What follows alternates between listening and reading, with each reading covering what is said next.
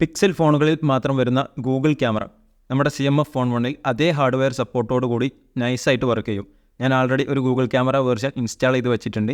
നിങ്ങളുടെ ഫോൺ ഏതായാലും ആ ഒരു ഫോണിൽ ഗൂഗിൾ ക്യാമറ വർക്ക് ചെയ്യോ ഇല്ലേ എന്നുള്ളത് നമുക്ക് ചെക്ക് ചെയ്യാൻ വേണ്ടിയിട്ട് സാധിക്കും. അതിനായിട്ട് ഒരു ആപ്ലിക്കേഷൻ ഉണ്ട്. ആപ്ലിക്കേഷൻ്റെ പേര് വന്നിട്ട് ക്യാമറ ടു API. ഈ ഒരു ആപ്ലിക്കേഷൻ ഇൻസ്റ്റാൾ ചെയ്ത് ഓപ്പൺ ചെയ്യുക. ഇവിടെ ഹാർഡ്വെയർ സപ്പോർട്ട് ലെവൽ എന്ന് കാണാം. ഇവിടെ ലെവൽ 3 ആണ്. ലെവൽ 3 ആണ് മാക്സിമം സപ്പോർട്ട് എന്ന് പറയുന്നത്. താഴെ അൺനൗൺ, ലെജസി, എക്സ്റ്റേണൽ, ലിമിറ്റഡ്, ഫുള്ള് കിട്ടിയാലും അത്യാവശ്യം കുഴപ്പമില്ലാതെ വർക്ക് ചെയ്യും. ലെവൽ 3 ആണെങ്കിൽ മാക്സിമം, അതായത് നമ്മുടെ പിക്സൽ ഫോണുകളിൽ കിട്ടുന്ന അതേ ഒരു ഹാർഡ്വെയർ സപ്പോർട്ട് നമ്മുടെ ഫോണിലും ഉണ്ട് എന്നുണ്ടെങ്കിലാണ് ലെവൽ 3 എന്ന് കാണിക്കുക. ഞാനിവിടെ ഒരു വേർഷൻ ഇൻസ്റ്റാൾ ചെയ്ത് വെച്ചിട്ടുണ്ട്. 8.9 ആണ് ഗൂഗിൾ ക്യാമറയുടെ വേർഷൻ. ഞാൻ പല വേർഷൻസും ഇൻസ്റ്റാൾ ചെയ്ത് ട്രൈ ഔട്ട് ചെയ്ത് നോക്കിയിരുന്നു. അതിൽ അത്യാവശ്യം നല്ല ഒരു ഔട്ട്പുട്ട് കിട്ടുന്നത് എനിക്ക് ഈ ഒരു 8.9 എന്ന വേർഷൻ യൂസ് ചെയ്യുമ്പോഴാണ്. ഈ ഒരു ആപ്ലിക്കേഷന് നത്തിങ്ങിൻ്റെ ഐക്കൺ പാക്കിൽ സെപ്പറേറ്റ് ഒരു ഐക്കൺ വന്നിട്ടില്ല. അതുകൊണ്ട് തന്നെ നമ്മളിത് ഹോം സ്ക്രീനിലേക്ക് ആഡ് ചെയ്താൽ സെപ്പറേറ്റഡ് ഐക്കണായിട്ട് ഇങ്ങനെ കാണാൻ വേണ്ടിയിട്ട് സാധിക്കും. ക്യാമറ ഒന്ന് ഓപ്പൺ ചെയ്യാം. ഈ രീതിയിലുള്ള ഒരു ഇൻ്റർഫേസ് ആണ് വരുന്നത്. ഭയങ്കര മിനിമലായിട്ടുള്ള ഒരു സംഭവം തന്നെയാണ്. ബുദ്ധിമുട്ടുന്ന രീതിയിലുള്ള കുറേ സംഭവങ്ങൾ കാര്യങ്ങളൊന്നുമില്ല. സിമ്പിളായിട്ടുള്ള സെറ്റിങ്സ് തന്നെയാണ് വന്നിട്ടുള്ളത്. ഈ ഒരു ഇമേജ് സെറ്റിങ്സ് നോക്കുകയാണെങ്കിൽ ഇവിടെ വന്നിട്ട് കുറേ ഓപ്ഷൻസ് ഉണ്ട്. അവിടെ ടാപ്പ് ഷൂട്ട് എന്ന ഓപ്ഷൻ ഉണ്ട്. അതെന്താണെന്ന് ഞാനൊന്ന് കാണിച്ചു തരാം. ടാപ്പ് ഷൂട്ട് എന്ന സംഭവം ഓൺ ചെയ്ത് വെച്ചാൽ നമ്മുടെ ഐഫോണിലൊക്കെ എടുക്കുമ്പോൾ ചെറിയൊരു മൂവിങ് പോലെ തോന്നാറുണ്ട് ഫോട്ടോസ്. ഇതേപോലെ എടുത്ത ഫോട്ടോ ചെറിയൊരു 2 സെക്കൻഡിൻ്റെ മൂവിങ് ഉള്ള പോലെ കാണാം. അങ്ങനെ ഒരു സെറ്റിങ്സും ഇതിൽ നമുക്ക് വരുന്നുണ്ട്. അത് ആവശ്യമില്ല എന്നുണ്ടെങ്കിൽ ടാപ്പ് ഷൂട്ട് എന്ന ആ ഒരു ഓപ്ഷൻ ഓഫ് ചെയ്ത് വെക്കുക. ബാക്കിയുള്ള സംഭവങ്ങളെല്ലാം അതേപോലെ തന്നെ വരുന്നുണ്ട്. പിന്നീട് മോർ സെറ്റിങ്സ് എന്നതിലേക്ക് പോയാൽ അവിടെ ഇഷ്ടം പോലെ ഓപ്ഷൻസ് വരുന്നുണ്ട്. നമുക്ക് റോ ഫോർമാറ്റിലൊക്കെ ഫോട്ടോ എടുക്കാനൊക്കെ വേണ്ടിയിട്ട് സാധിക്കും. താഴെ ആദ്യം തന്നെ വരുന്നത് നൈറ്റ് സൈറ്റ് എന്ന ഓപ്ഷനാണ്. പിന്നീട് മോഷൻ എന്ന ഓപ്ഷൻ വരുന്നുണ്ട്. അതിൽ ഫസ്റ്റ് വൺ വന്നിട്ടുള്ളത് ലോങ് എക്സ്പോഷർ. അതെന്താണെന്ന് ഞാൻ ജസ്റ്റ് ഒന്ന് കാണിച്ചു തരാം. ഇതുപോലെ നമുക്ക് മൂവ് ചെയ്യുന്ന ഒരു സബ്ജക്റ്റിനെ ഒരു ബ്ലറാക്കിക്കൊണ്ട് ബാക്ക്ഗ്രൗണ്ട് ഫിക്സഡ് ആക്കി വെച്ചുകൊണ്ട് ഇതേപോലെ ഉള്ള ഫോട്ടോസ് എടുക്കാൻ വേണ്ടിയിട്ട് സാധിക്കും. ഇതാണ് ലോങ് എക്സ്പോഷർ എന്ന് പറയുന്നത്. ഇവിടെ സാമ്പിൾ അവർ തന്നെ കാണിച്ചു തരുന്നുണ്ട്. ഇതുപോലെയുള്ള ഓരോ ഔട്ട് കിട്ടാൻ വേണ്ടിയിട്ട് നമുക്ക് ലോങ് എക്സ്പോഷർ എന്ന ഓപ്ഷൻ യൂസ് ചെയ്ത് ഫോട്ടോ എടുക്കാം. അടുത്തതായിട്ട് ആക്ഷൻ പാൻ എന്ന മറ്റൊരു ഓപ്ഷൻ കൂടി വരുന്നുണ്ട്. അതെന്തിനാണെന്നും അവരിവിടെ സാമ്പിൾ സഹിതം കാണിക്കുന്നുണ്ട്. ഈ രീതിയിൽ മൂവ് ചെയ്യുന്ന ഒരു സബ്ജക്റ്റിൻ്റെ കൂടെ നമ്മുടെ ഫോൺ മൂവ് ചെയ്തുകൊണ്ട് ഫോട്ടോ എടുത്ത് മൂവ് ചെയ്യുന്ന സബ്ജക്റ്റിനെ ഒരു ഫോക്കസ്ഡ് സബ്ജക്റ്റായി നിർത്തിക്കൊണ്ട് ബാക്ക്ഗ്രൗണ്ടിന് ഒരു മൂവിങ് എഫക്റ്റ് കൊടുക്കാൻ വേണ്ടിയിട്ടാണ് ഈ ഒരു ഓപ്ഷൻ യൂസ് ചെയ്യുക. അങ്ങനെ 2 ഓപ്ഷനാണ് വരുന്നത്. പിന്നെ പോർട്രേറ്റ് നോക്കുകയാണെങ്കിൽ 1.5x ഒരു സൂമിങ്ങിലാണ് നമുക്ക് ഫോട്ടോ എടുക്കാൻ വേണ്ടിയിട്ട് സാധിക്കുക. അതായത് നോർമൽ ഫോട്ടോ 1x എടുക്കാൻ വേണ്ടിയിട്ട് സാധിക്കുമെങ്കിൽ പോർട്രേറ്റിലേക്ക് വരുന്ന സമയത്ത് 1.5x ചെറിയൊരു സൂമിങ് വന്നതിന് ശേഷം മാത്രമേ നമുക്ക് ഫോട്ടോ എടുക്കാൻ വേണ്ടിയിട്ട് സാധിക്കുള്ളൂ. പിന്നീട് ക്യാമറയുടെ ഓപ്ഷൻ ഉണ്ട്. അതിൽ 1x 2x ഓപ്ഷനൊക്കെ വരുന്നുണ്ട്. വീഡിയോയിലേക്ക് വരികയാണെങ്കിൽ slow motion, normal, time lapse എന്നിങ്ങനെ 3 ഓപ്ഷൻസ് വരുന്നുണ്ട്.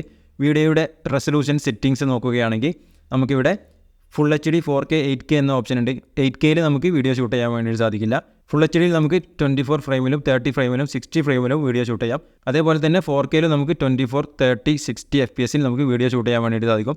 നമ്മുടെ സിസ്റ്റം ക്യാമറയിൽ നമുക്ക് 4Kയിൽ 30 FPS മാത്രം മാക്സിമം ഷൂട്ട് ചെയ്യാൻ വേണ്ടിയിട്ട് സാധിക്കുള്ളൂ. എന്നാൽ നമുക്ക് ഗൂഗിൾ ക്യാമറ യൂസ് ചെയ്യുകയാണെങ്കിൽ 4Kയിൽ നമുക്ക് 60 FPS നമുക്ക് വീഡിയോ ഷൂട്ട് ചെയ്യാൻ വേണ്ടിയിട്ട് സാധിക്കും എന്നുള്ളത് നല്ലൊരു കാര്യമാണ്.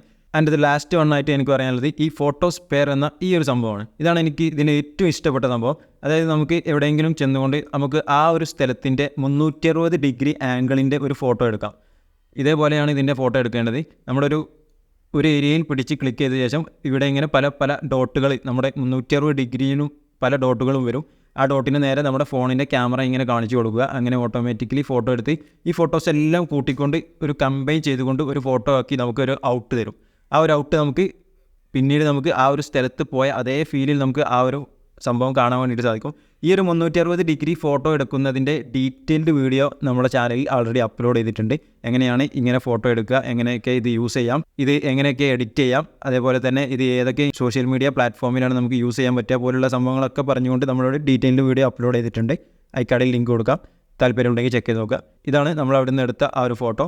ഇത് ഓപ്പൺ ചെയ്ത് താഴെ കാണുന്ന ഈ ഒരു ആരോ മാർക്കിൽ ക്ലിക്ക് ചെയ്താൽ നമുക്ക് ഫോണിൻ്റെ സെൻസർ ഉപയോഗിച്ച് തന്നെ നമുക്ക് എല്ലാ ഏരിയയും അതേപോലെ നമ്മൾ അവിടെ ചെന്നപ്പോൾ എന്താണോ നമുക്ക് ഫീൽ ചെയ്തത് അതേപോലെ നമുക്ക് ഫോൺ മൂവ് ചെയ്തുകൊണ്ട് ഇങ്ങനെ കാണാൻ വേണ്ടിയിട്ട് സാധിക്കും.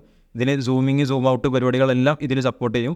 സംഭവം ഇതൊരു ഫോട്ടോ ഫയലാണ്. വീഡിയോ പോലെ തോന്നും എന്നുണ്ടെങ്കിലും ഇതേപോലെ നമുക്ക് നൈസായിട്ട് നമ്മുടെ ചെന്ന ആ ഒരു സ്ഥലത്തിൻ്റെ ഒരു സംഭവം, ആ ഒരു ഫീൽ നമുക്ക് വീണ്ടും കാണാൻ വേണ്ടിയിട്ട് സാധിക്കും. ഇതാണ് ഇതിലെ ഏറ്റവും ഇൻട്രസ്റ്റിംഗ് ആയിട്ട് എനിക്ക് തോന്നിയിട്ടുള്ള ഒരു സംഭവം. ഞാനിതിലെടുത്ത കുറച്ച് ഫോട്ടോ സാമ്പിൾസ് എല്ലാം നിങ്ങൾക്ക് കാണിച്ചു തരാം. പോർട്രേറ്റ് ഒക്കെ എടുക്കുന്ന സമയത്ത് നല്ല നൈസായിട്ടുള്ള ഔട്ട് കിട്ടുന്നുണ്ട്. ഇതിലൊരു എടുക്കുമ്പോൾ എനിക്ക് തോന്നിയിട്ടുള്ള ഒരു പ്രത്യേകത എന്താണെന്ന് വെച്ചാൽ ഇതിൽ കിട്ടുന്ന ഒരു പ്രോസസ്സഡ് ഇമേജാണ് നമുക്ക് കിട്ടുക. നമ്മൾ ഫോട്ടോ എടുത്ത് തുറക്കുന്ന സമയത്ത് ചെറിയ ഒരു മാറ്റം ഉണ്ടാവും. അതിനുശേഷം ഒരു 2-3 സെക്കൻഡ്സിൻ്റെ ഉള്ളിൽ ഇത് പ്രോസസ്സ് ചെയ്തുകൊണ്ട് വേറെ ഒരു ഔട്ട് നമുക്ക് കാണിച്ചു തരും. ആ ഒരു ഔട്ട് നമുക്ക് പിന്നീട് എഡിറ്റ് ചെയ്യേണ്ടതായിട്ട് വരുന്നില്ല. കാരണം ആ ഒരു അത്രയും പക്കായിട്ടുള്ള ഒരു ലൈറ്റിംഗ് കണ്ടീഷനിൽ ഓട്ടോമാറ്റിക്കലി എഡിറ്റ് ചെയ്തില്ല ഒരു ഔട്ട്പുട്ടായിരിക്കും നമുക്ക് കിട്ടുന്നത്.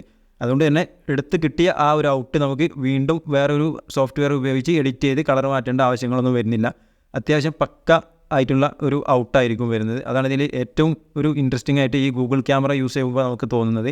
ഇതിലെടുക്കുമ്പോൾ എനിക്ക് തോന്നിയിട്ടുള്ള മറ്റൊരു സംഭവം എന്താണെന്ന് വെച്ചാൽ ഇതിലെടുക്കുന്ന ചില ഫോട്ടോസ് നമുക്ക് സിസ്റ്റം ക്യാമറയുടെ അത്ര ഒരു ഔട്ട് ചില ഫോട്ടോസിന് കിട്ടുന്നില്ല. എന്നാൽ ചില ഫോട്ടോസിന് സിസ്റ്റം ക്യാമറയേക്കാളും നല്ല ഒരു ഔട്ട് പല ഫോട്ടോസിനും ഗൂഗിൾ ക്യാമറയിലാണ് കിട്ടുന്നത്. അതുകൊണ്ട് തന്നെ നിങ്ങൾ ഏതെങ്കിലും ഒരു സിറ്റുവേഷനിൽ വെച്ചുകൊണ്ട് ഫോട്ടോ എടുക്കുമ്പോൾ പറ്റുമെന്നുണ്ടെങ്കിൽ 2 ക്യാമറയും ട്രൈ ഔട്ട് ചെയ്ത് നോക്കുക. ഏത് ക്യാമറയിലാണോ, അതായത് സിസ്റ്റം ക്യാമറയിലാണോ ഗൂഗിൾ ക്യാമറയിലാണോ നല്ല ഔട്ട് കിട്ടുന്നത് എന്ന് ചെക്ക് ചെയ്ത് നോക്കുക.